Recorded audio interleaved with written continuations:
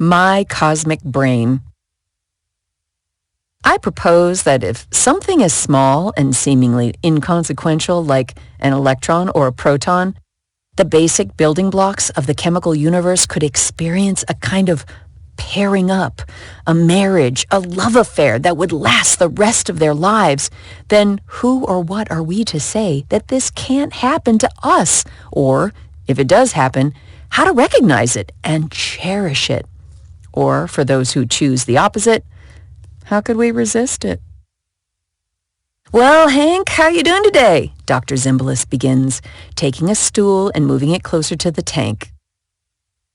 "As good as can be expected, Doc," I reply.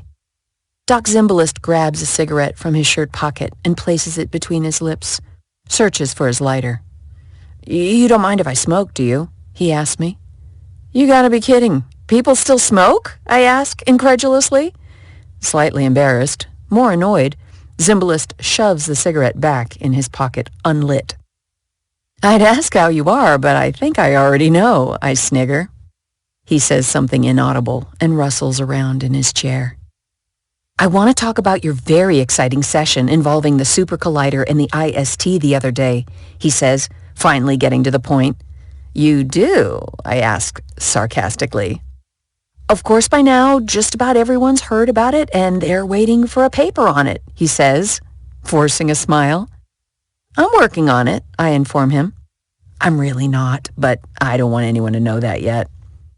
"Well, I'm glad you are, Hank, because I have to tell you that the world is a bit more skeptical than you about this thing with the second Big Bang," he informs me, leaning back on his stool. Zimbalist removes a small device from his lab coat right pocket. "I am required to tell you that this conversation we're having today is being recorded, Hank. You know, the usual procedure. It's just so I don't have to take copious notes. You understand," he blabbers. "Of course," I blabber back. He places the recording device on the countertop next to him. "You know, we've had the data from your session sent over to our own physics lab, and we've been putting it through some numerous protocols, and we don't say that this is necessarily a second Big Bang," Zimbalist continues. "Yes, I've heard that. What do you guys think it is?" I ask. "Well, we don't know yet, but it seems improper to label it as anything more than an anomaly at this time. The computers are having a great deal of trouble getting the second Big Bang to fit inside of a universe that the first one created and that we all know and love. The math just isn't working out, Hank," he informs me. "Well, of course the math isn't going to work when you're using first-grade math," I reply so harshly it surprises me. You think we're using first-grade math?" he blubbers over an insane laughter. "Haven't any of you read any of my books?" I ask, indignant. "We've read them all, frankly, and I can speak frankly with you, can't I, Hank? Frankly speaking, I think they're interesting theories, but there's nothing in your work that proves anything.